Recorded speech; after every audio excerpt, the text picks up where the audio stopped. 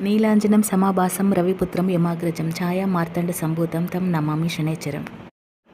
శనివారం త్రయోదశి వచ్చిన రోజుని శని త్రయోదశి అని పిలుస్తారు. ఈరోజు అంటే శని భగవానునికి ఎంతో ప్రీతిపాత్రమైనటువంటి రోజు.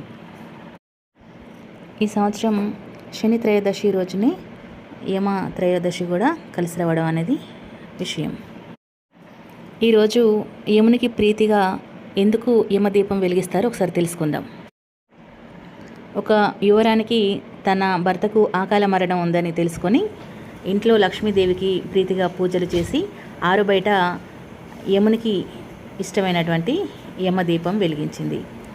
తన భర్త ప్రాణాలు తీసుకెళ్లడానికి వచ్చిన యమధర్మరాజు ఆ దీపపు కాంతిలో తన్మయత్వంగా చూస్తూ ఉండిపోయాడు. ఆ చూస్తున్నంత కాలంలో తన భర్తకు వచ్చిన గండం తప్పిపోతుంది. అప్పుడు సంతోషించినటువంటి యమధర్మరాజు స్వయంగా మాటిస్తాడు. ఈరోజు ఆశ్వయుజ మాసంలో వచ్చేటువంటి త్రయోదశి రోజున తనకు ప్రీతిగా యమదీపం వెలిగించిన వారి ఇంట్లో ఆకాల మృత్యు దోషాలు ఉండవు అని, సంపూర్ణమైన ఆయుష్ ఇస్తాను అని మాటివ్వడం జరిగింది. అసలు ఇవాళ ధన త్రయోదశి అని ఎందుకు పిలుస్తారో తెలుసుకుందాం. వైద్యో నారాయణో హరి అంటారు. ఆ నారాయణుడు వైద్యునిగా ఉద్భవించిన రోజు ధన్వంతరి అవతారం ఎత్తింది ఇదే రోజున.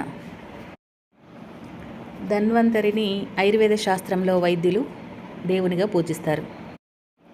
ఆరోగ్యమే మహాభాగ్యం అంటారు కాబట్టి ఈరోజు ధన్వంతరి ఉద్భవించిన ఈ రోజును ధనత్రయోదశిగా పిలువబడుతుంది. గుమ్మానికి ఒకవైపు యమదీపం వెలిగిస్తే ఇంకోవైపు చిన్న కలశం ఏర్పాటు చేసి అందులో పువ్వులు, పసుపు, కుంకుమ, గంధం ఏర్పాటు చేసి పూజిస్తే ధన్వంతరిని పూజించినట్లే లెక్క. ఈ వీడియో మీకు నచ్చిందని భావిస్తున్నాను. మరిన్ని మంచి వీడియోస్ కోసం మా యొక్క Sridevi vision YouTube channel subscribe చేయండి. మా వీడియోస్కి లైక్ చేస్తూ మంచిని ప్రోత్సహించగలరు అని కోరుతున్నాను. Thanks for watching. By by.